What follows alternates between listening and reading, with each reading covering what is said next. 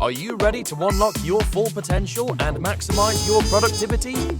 Look no further than Productivity Smart, the ultimate audio podcast hosted by renowned productivity expert Gerald J. Leonard. In every episode, Gerald shares captivating stories, invaluable tips, and cutting-edge strategies that will transform the way you approach productivity. Whether you're looking to reduce stress, overcome overwhelm, or simply get more done in less time, Productivity Smart has got you covered. But that's not all. You'll also gain inspiration from real-life success stories of individuals who have achieved greatness through productivity. Plus, you'll learn the latest tools, techniques, and habits that will help you achieve a new level of happiness and fulfillment in your personal and professional life. So why wait? Join us every week as we delve into the exciting world of productivity and help you unleash your full potential. Get ready to take your productivity to the next level with Productivity Smarts. As a productivity expert and host of the Productivity Smarts podcast, Gerald J. Leonard has been a proud supporter of Kiva since 2011. Kiva is a non-profit organization that helps entrepreneurs in third world countries access the capital they need to start or grow their businesses. By making a small loan through Kiva, you can help these entrepreneurs achieve their dreams, support their families, and contribute to their local economies. And with a repayment rate of over 96%, your loan can be relent to another entrepreneur once it's repaid, creating a ripple effect of positive change. So if you're looking for a meaningful way to make a difference in the world, consider making a loan through Kiva. With loans as small as $25, anyone can be a microlender and help change lives. Visit kiva.org to learn more and start lending today. Today we're speaking to Beverly E. Jones. Beverly understands career growth, resilience, and reinvention. She works with leaders to bring new productivity to their teams and helps professionals to negotiate career transitions to address work challenges and to continue to grow. As a coach, facilitator, speaker, and writer, Beverly helps professionals and organizations become more effective, strategic, and energetic. She is the author of Find Your Happy at Work, 50 Ways to Get Unstuck, Move Past Boredom, and Discover Fulfillment. Well, Beverly, how are you? I am great. I'm so glad to have a chance to talk with you again. We always have such lively conversations. Yes, we do. It's kind of fun to have this opportunity. Excellent, excellent. Well, I'm so looking forward to it. I received your book. I'm really excited. I read through it. You have some amazing nuggets in your material, and so I can't wait to get into that. But before I do, I always have this standard question is, how did you get started in your field, and what's made you so successful at this point? Well, it's been a very long path with me. I've had a whole series of activities and different forms of career. But way back when I was an undergraduate, I was really upset about how so many opportunities for graduate work, for jobs, were closed to women. Oh, wow. Yes. And I was a journalism major, and everybody was telling me, you're not going to get a job because newspapers won't hire women for anything except the woman's page for recipes and fashion and things like that. Right. And then I started looking around and realizing engineering programs and all kinds of programs were all white guys. That's all that there were.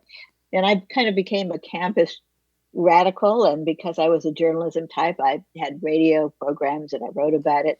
So in my early 20s, I ended up as assistant to the president at Ohio University. Okay. For the first equity position and working particularly to implement Title IX. After that, I went on to law school. I did lots and lots of things. But at that early age, I really became fascinated by how can you make it possible for everybody to find careers that are best suited for them, that are rewarding for them. How can they be open to everybody? And so that's been my passion. And no matter what I did, I was a lawyer at the government and law firms. I was an executive. But all the way along, I thought, this is my passion. This is what I think I can do. is help people find their ways to be satisfied and rewarded and productive at work.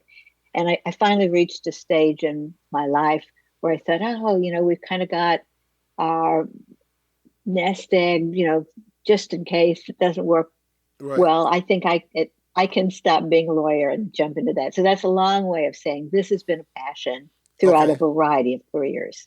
Oh, excellent. Excellent. It's funny because I think life tends to kind of give us our passions. We have to go through some things first. Because I know I Hmm. went through, starting off as a musician, I did some ministry work, and then I got into IT, and I was doing music locally in the New York area and performing and doing consulting. But it was later on in life that those two things came together for me, where I was able to kind of combine all the lessons I've learned in life around music, tying them to business. And I feel like every day I get to wake up and live my passion and live with a purpose that really makes sense. And so when I saw your book from the previous conversations we've had, and you gave me a copy of it, and the book is Find Your Happy at Work 50 Ways to Get Unstuck, Move Past Boredom, and Discover Fulfillment. I was hooked. I was like, okay, we got to get into this and I need to understand this. So I went through and I scanned it, I read it, I made some key points, and then I came up with 7 questions. So if you don't mind, I Okay, really would love to dive in, and please. let's have a good conversation around this. There's so many areas that you talk about, and I like the way you did it because in reading the introduction, you said you wrote the book in a way that you work with a client. You start off at Hmm. a certain level and then you go deeper and deeper and deeper into their psyche, to the work that they need to be working on, and really helping them.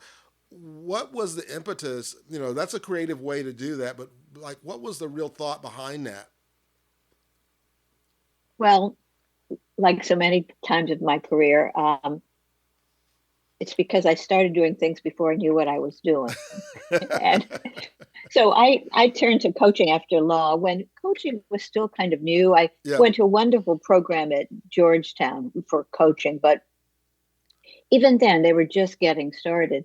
And I realized as a journalist, I had learned how to ask questions. I could do that. And it wasn't until I continued to grow that I learned how to get deeper and I learned how to go further into things. And Right. I found that with my early clients that worked. I started kind of at a surface level and I grew with them and we got deeper and deeper. And that's what I've done ever since. Excellent, excellent. Well, I really appreciated the way you kind of laid it out, and also the way you thanked a lot of the people that read through your book and gave you insights. And I really enjoyed the neuroscience aspects, and the way you provided a lot of peer-reviewed statistics and neuroscience and research, which gives the book a lot of validity and texture and content from that angle. So one of the questions I had out of the 7 is, what are the 3 keys to finding satisfaction at work, and why do people struggle with this? Well, this is my synthesis. I've looked at lots and lots of different writing about how do you engage people and what are Right. the things that make work satisfying. And the 3 I think it comes down to is first, mission or purpose. Uh, and many people have been talking about that recently. It's kind of right now in fashion. Yes. If you are aligned with the mission of the organization, that makes a big difference. But even if you're not, if you know why you're working, if it's because you're building your expertise or you're saving money to send your kids to college, whatever it is, if you have clear reason, that makes work much more satisfying. So that's one. Right. I call that purpose because so I have 3 P's. The next um, piece is people. Even if you don't have a sort of a mission statement that you could write up. For Right. many people, it's the people who are impacted by what you're doing. That's really what matters. So it could be your clients, it could be the people you work with immediately, it could be people who are eventually going to buy your product, whatever it is.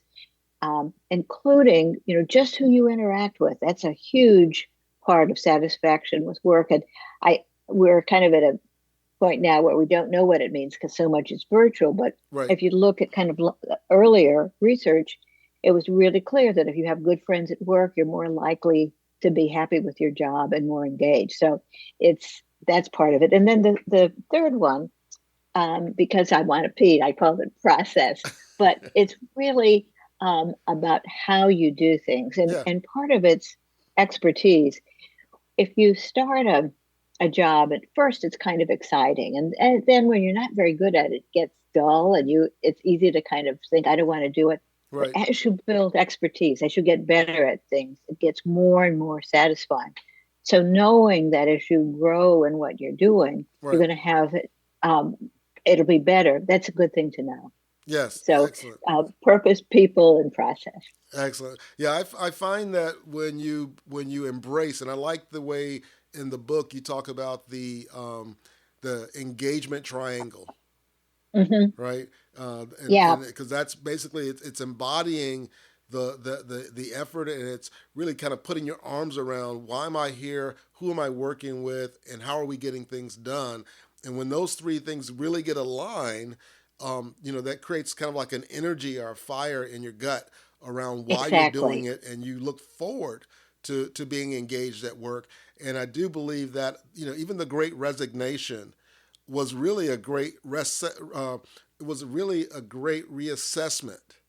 because Yes. people were really thinking once they were at home and realizing how important their families were to them and how they could actually really be effective and productive and think about the deeper purpose of what they were trying to do.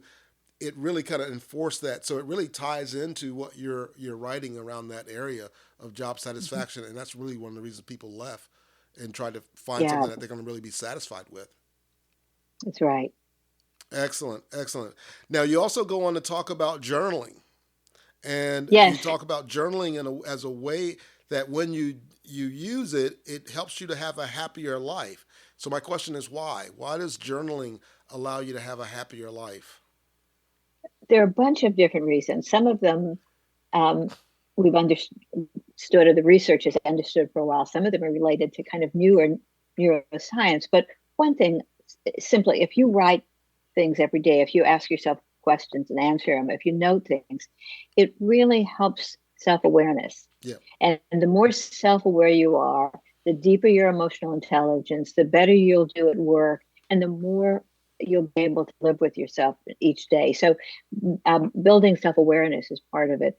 It's also a way to develop a calm. It's almost a meditative kind of thing, that when you're focusing and you're writing, you get out of that fight or flight state. Right. And you tend to get into a deeper part of your brain, and you unlock creative parts of your brain, and that changes how you do your work and how you interact with other people. So it's a marvelous practice to do some journaling every day, and there are a lot of different ways to do it, but it works. Yeah, and you mentioned in the book where it was really important to use like a physical pen and like to actually write, not just type. Because some people will journal and they will type out their answers, and that, I mean, you're capturing your thoughts and so on. But I think there's something biological about writing that really kind of engages the kinesthetic that engages the entire person. That's right. And when I'm talking with clients, what I think is anything that works for them. And for a lot of people, they want to do it in so it shows up on their Mac or whatever.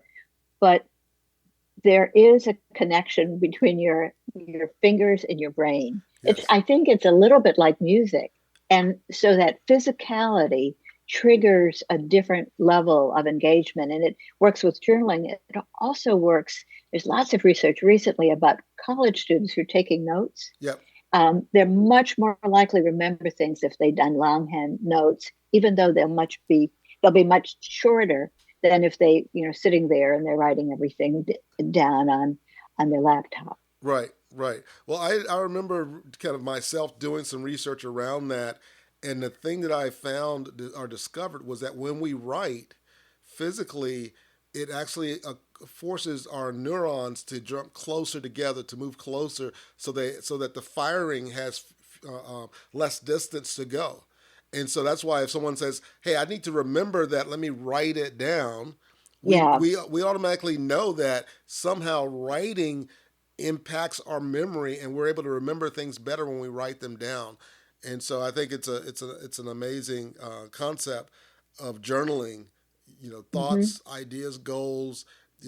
Reviewing the day, um, yeah, gratitude journaling, all of those kinds of journaling yeah. really makes a big. Affirmations. Yes, affirmations. That's something I do every morning. I have a list of my goals, and I have about 30 minutes where I sit down and I journal or write out my affirmations and reflect on them. And it really That's a keeps me great focused. practice. It really keeps me Yeah, focused on my goals. And it yeah. brings up a lot of new ideas as well. It's a great way Excellent. to do it. Excellent. Now, you also go on to talk about something in your book. You call it the sugar grain process. Yeah. And at first I was All like, right. So, is he saying sugar cane or no? That's sugar grain. Okay. yeah. So I'll tell you a little story about that. I, there's lots been written about doing things a little bit at a time, but Yep. in the book, I talk about how I became obsessed with it when I was about 14 years old, and I was working as with a fashion office with a big department store, and I got to help put together fashion shows and things like that, and I got paid like uh, minimum wage, an adult rate, which was pretty exciting. Um, but part of it was I also did some modeling, and I wasn't like one of those tall, beautiful women wearing bride clothes and all of that. Right. I was very successful as a model because I could wear um, middle school clothes until I was a senior. I was such a small person, so I could, model clothes for 11 and 12 years old, but I would be much more um, aware of how to interact with people on when I was doing it. So anyway, I realized that to keep this great job, I had to be thin. And this is before everybody was so obsessed about weight, but I had a reason that I didn't want to gain weight. Right. My family, Brits, we always had, like right here, always had tea Yep. um, in the afternoon. And in those days, at that age, I was putting in 3 teaspoons of sugar. And I thought, I have to quit drinking this, but I can't drink tea without sugar. And I can't, in this family, I have to drink tea. So one day I got a big spoonful of sugar I was about to put in my tea. And I thought, I wonder if I just moved like one little grain, I bet I wouldn't even notice it the next day. And then the next day I, took a little bit more. So that's what I did. I took a teeny little bit of sugar off until after months and months, I was drinking tea without sugar with no pain. And from that point on, I experimented things I didn't want to do. I just did them a little bit at a Right. time. And later on, there were some big challenges in my life, and I handled them uh, doing a little bit at a time. And I learned kind of a process. It's not enough just to do a little bit at a time. You have to write it down. You have to record it. You have to log it. That's a huge part of it. And you have to be working toward a goal. But basically, every I've done some things quickly, but every kind of difficult challenge in my life, I've part of it, the implementing it has been sugar grains. And I have told that story with clients. And so longtime clients, when they're talking about something, I said, well, what'd you do? And they said, sugar grains. So my clients know the phrase. Excellent. Well, it was a fascinating story, and it's interesting because with that process, you also then combine the journaling again, where you're Exactly. kind of It's combining part of those it. two. Yes, you're combining those two, and by following that and having an intention, it's almost like you're combining all three of the first three questions I've asked, right, in that Hmm. process, because you got to have a purpose, right, and you have a process around it. You are slowly taking things away, and you're journaling, so you have this holistic way of kind of you know achieving a goal or creating a new habit Because it is very difficult when you try to make a massive change at once because our amygdala says, wait a minute, you're changing too much. I'm not going to do Yeah. that. And then resistance shows itself. So I just stumbled on that as a kid at That's a fair. very early age. And then, like 20 or 30 years later, I understood why it worked. But Yes. I had lots of trial and error to come up with my process. Gotcha. Gotcha. And then you go on. The next question is, why is mindful a hot topic because of neuroscience? Now, we know that mindfulness is something that's been out there, neuroscience is something that's been out there, but combining those two together around the neuroscience of mindfulness, if you will, why Yeah. is that such a hot topic now? I think there's much greater understanding that so much of your success, so much of what you do, so much of the way you engage other people starts with you. It starts with your state of mind. It What? starts with your state of being centered. It starts with your mindset. All of the kind of things that cause you to step out of fight or flight and get into a kind of a calm state of being, uh, they affect everything in your life, but certainly they give you the power to address challenges throughout your career. There, it's you can't be successful, I think, in these complicated days Hmm. without taking care of who you are and what Yeah. state you're in. It's sort of a critical thing for doing your best and for enjoying it. And you're not really going to be successful if you don't find a way to enjoy things. Exactly. And and what I found with mindfulness, and honestly, I believe I stumbled upon mindfulness, and I might have shared this when you interviewed me, and I was talking about my vertigo story. And when I had to rebuild my neurology and I did the TEDx and was able to get back to walking again, I realized that a lot of what was happening was I was under a lot of stressful situations. And I think it was basically my body saying, wait a minute, dude, you can't do that anymore. And Yeah. it go It, ahead. our bodies and our minds and our spirits and our emotions and all of those things are totally intertwined. They're Yes, they're a, a cycle, and you can make a change. The change can be that you're emotional. Maybe you're feeling depressed, but you can get at it through physicality. I mean, through exercise, through dealing with your body. It doesn't matter where you start.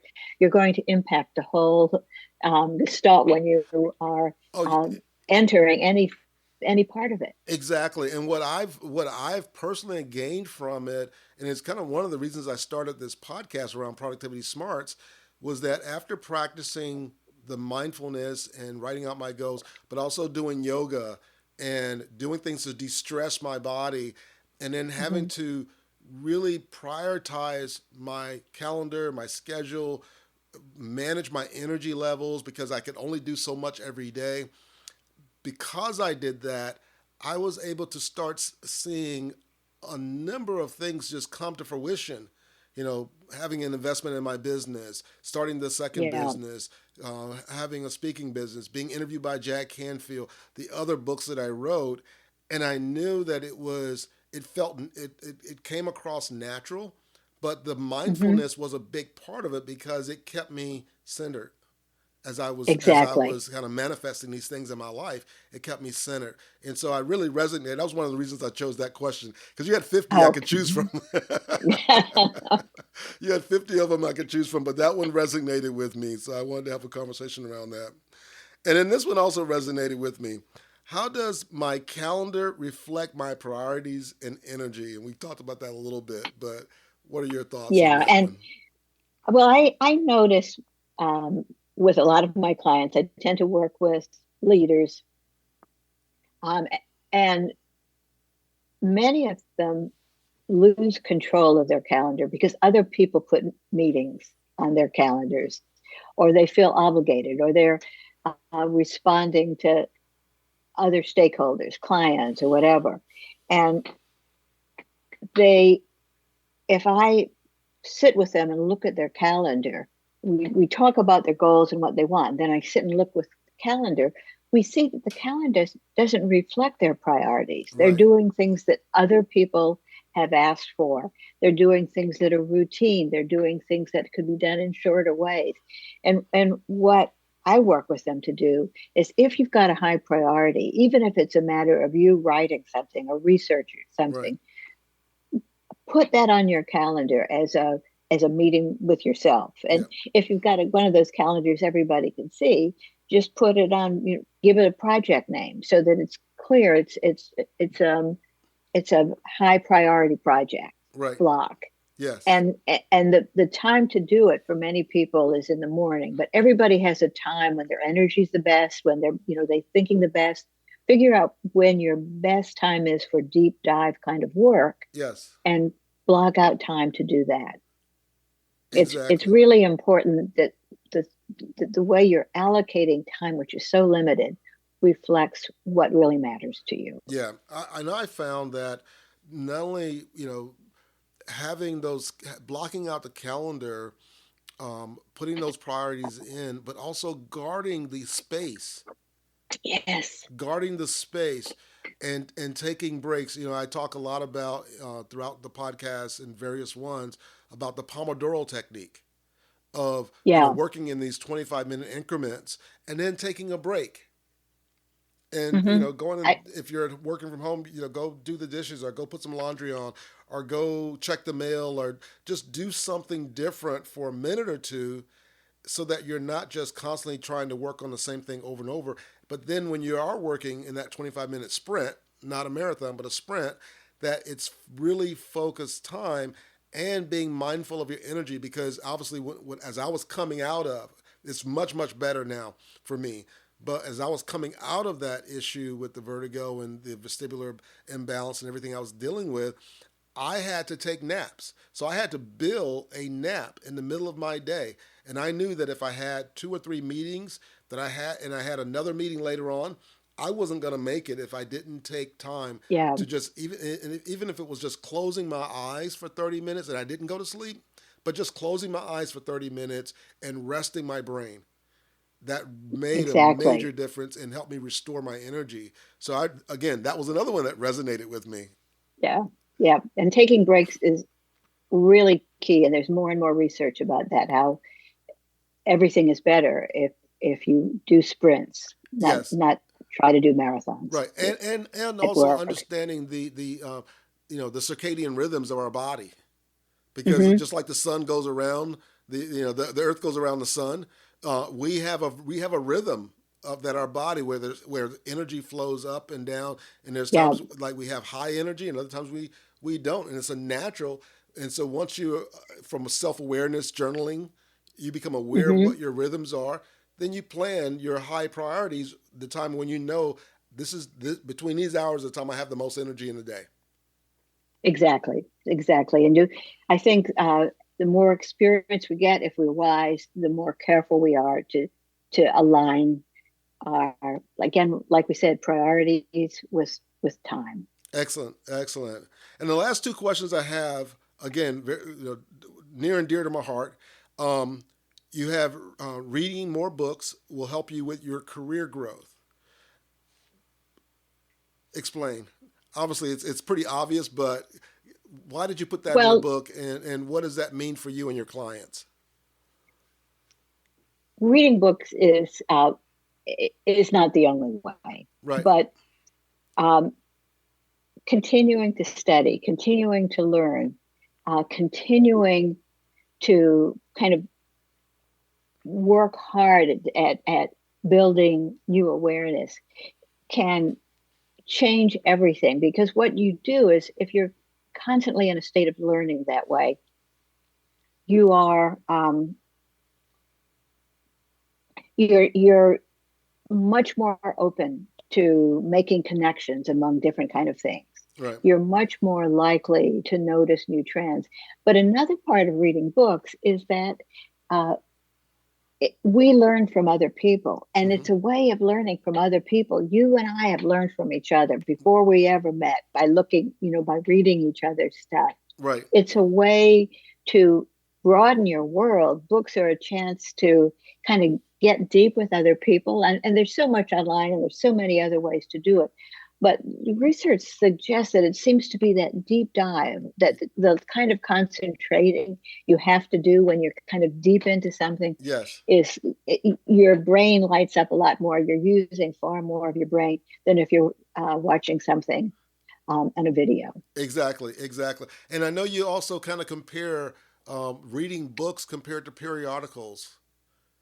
Yeah, it's the deepness. It's the making a commitment. It's kind of working through. It's doing um, something that isn't just skimming it. I think that that's part of, but also it's the getting to know, if it's fiction or if it's history, you get to know the characters Right. when you live with them for a while, that you don't, even a great article, you don't have that connection with other people the way you can if you spend hours with them. Exactly. And one of my mentors, Dr. Paul Shilley, he's written a book on photo reading and just different types of reading. And one of the things he says is the benefits of reading books is that normally the person who wrote the book, they're probably doing, years of research to get to that point of writing the book. And then they're taking their collective wisdom over the past 15, 20 years that they've kind of now encapsulated into this 200 to Yeah, 300 pages of the book. And with just reading that book for a few hours or 5 hours or however long it takes you to kind of skim in and get what you're trying to get from the book, you're able to spend time with that author and glean from them their 25 years of experience or 15 years or whatever number of years exactly. and all the research and all the minds that they've gone and gotten information from. So it's so much a more richer return on investment of Yes. time and energy reading. I definitely felt that as I was reading your book because, again, it's very peppered and seasoned well with all of the statistics and quotes from the Gallup poll and from Harvard and the research and NIH and all those different places where it's like, oh, okay, I didn't know. Wow, that's pretty interesting. And you really kind of get a deeper understanding and it takes you to a different place. Yeah, I think that's exactly right. You can um, get everything much more concentrated because somebody has done so much of the upfront work. Yes. And it's um, getting the book. If you get to know the author, the more you read by the same author, I think the more you kind of are able to pick up things from them too. It's you bond a bit with them. Exactly, exactly. And plus, they tell you a little bit about their lives and their experiences as they're telling their story and their research, and you really get the understanding of, how they've simulated all that information. Yeah. So it's really, really neat. So the last question, it's second to the last question because I have one more question after this before we Okay. end, and that is why does improving your writing boost your performance? What's so critical I about that improving your that writing? was in the context partly of hiring. One of the things that I've noticed from clients, uh, there for a while, everybody was desperately finding people that understood tech, that understood data, that understood it, kind of new technologies and things like that. But then more recently, I've noticed that what my clients and what I read about a lot is that communication is getting to be a crisis. There's so many disconnects in communication in most organizations. If you can get people who have writing skills, if they can have soft skills in terms of dealing with people face to face, but if they can have writing skills so that you can smooth the past by having people write things well, Hmm. you can bring all of the technology together. Right now, there's um, uh, people are who are hiring are looking for examples of good writing. They're looking for people who could really do it well. But what I'm hearing in the colleges, I do some work with universities. Right. Students are coming to college without the kind of writing skills they might have had 20 years ago. Yeah. They may have tech skills And so there's more need for people who can write well in today's organizations, and there are fewer and fewer students who having good writing skills when they get to college and are able to have polished skills by the time they leave. So there's a shortage of people to fill that role. Yeah. And you can, if you can show you can write, it can help you get all kinds of jobs, and it can help you get all kinds of promotions. Exactly. What would you say is one key way to improve your writing? If someone's listening and saying, "Hey, I agree with you," and I know people use Chat GPT and AI, but it doesn't quite give you the nuances of being able to write or position things in your writing. As you were saying, smooth things over within an organization. You really have to, even if you use it as a draft, and you really still have to go and edit and really think about what it's being said and how it's being said. What are some ways to improve your writing? Well, I mean, there are lots of programs, there's some great books out there, but you have to practice. Hmm. And one way to do it is practice with buddies, practice in a context in which you give people the opportunity to work together. In a journalism program, um, what you might do in your first days of class is you write stories about something simple, and then you exchange them, and then you edit each other's. You write and you edit, you write and you edit. So you're getting practice when you're journaling. But then the next step is you got to practice editing, because that's what makes you a writer. And you have to become comfortable with having other people edit you, because that's how you learn. When Right. people make your work better, you say, "Oh, I see what you did there." So practice, practice, practice. I think wherever you are, you can become better at it. There are courses and books and things like that, but practice and get the input from somebody who's a better writer than you, It's kind and of like that'll being a help you musician. move along. I was- Yeah, it's a lot like being a musician. Everything. When I read your books, I am sadly not musical. I mean, I listen to music all the time, but I can't make music or even talk about music in a learned way. But um, I was so fascinated by your writing, because I was so jealous of you, because I do think music is a way to interact with the world yeah. that I love the listening, but I thought it'd be such a wonderful thing, because it changes your brain, it changes your connection, it brings people together. It's a way to express things without words. And sometimes I get tired of the very wordy world that I live in. And I just think it's wonderful if you can also communicate with music. Excellent. Yeah, it is a lot of fun. But as you were describing the process of getting better at writing, as a musician, the one of the ways you practice, obviously you can practice the etudes and things, but especially when it comes to jazz, because jazz is a language, right? And Yeah. just like, learning a language, I was thinking as you were talking, because in one of your books, and not thinking this book, you mentioned Ben Franklin. You also talk about Benjamin Yeah, Franklin. yeah, the Now, earlier book, yeah. yeah, I was tempted to put that question in there as well, but I thought, okay, I'm trying to keep it to 7 questions. But what I found, because I've read a lot about Ben Franklin, what I found was fascinating with him, he's self-educated, but one of the ways he became really good as a writer was that he would practice something called copy work. And Yeah. that's where he would take manuscripts from other writers, he would write them out by hand, kind of thinking about it, and then he would try to rewrite it without it being in front of him.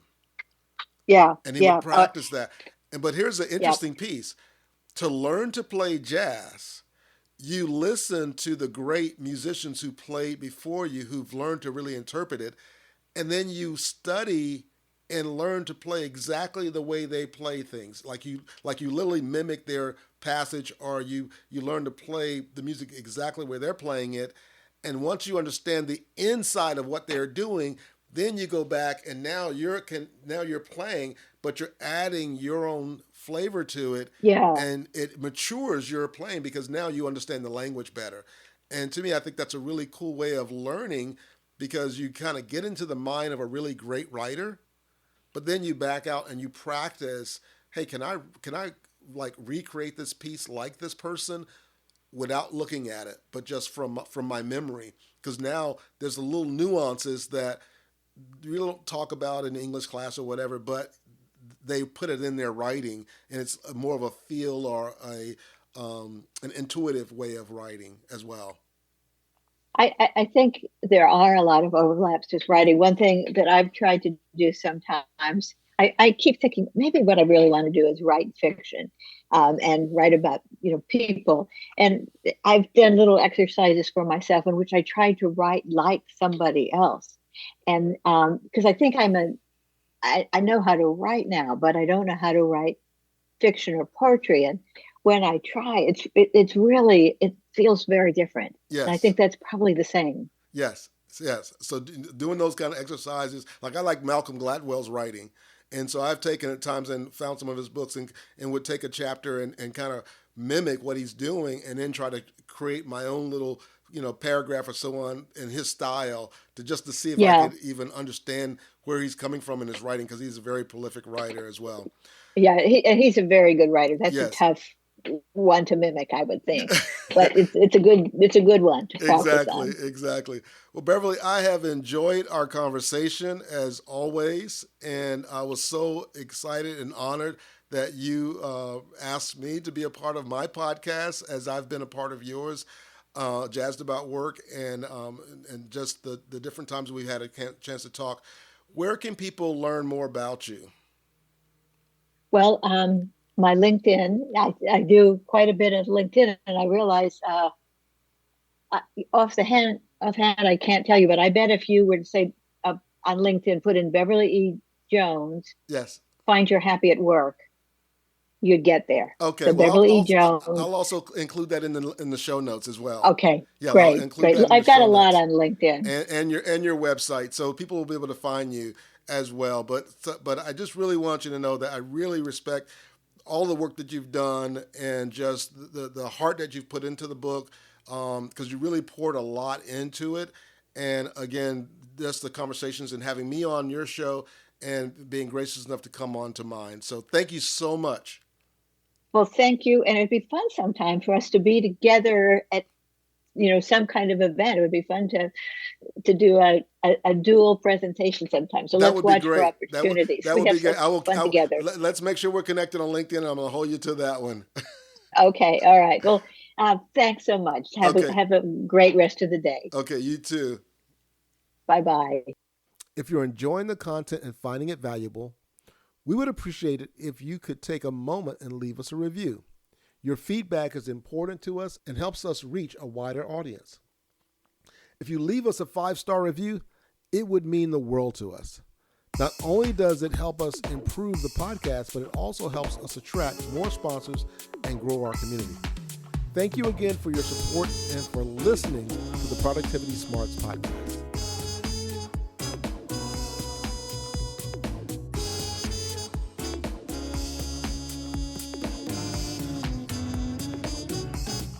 Thank you for tuning in to Productivity Smarts, where we help you achieve your goals and live your best life. We hope you've gained valuable insights and actionable strategies to boost your productivity and increase your happiness and fulfillment. Remember to apply what you've learned and keep striving towards your goals. And if you haven't already, be sure to subscribe to our podcast for more inspiring episodes and expert advice from our host, Gerald J. Leonard. Until next time, keep pushing forward and unleashing your productivity smarts.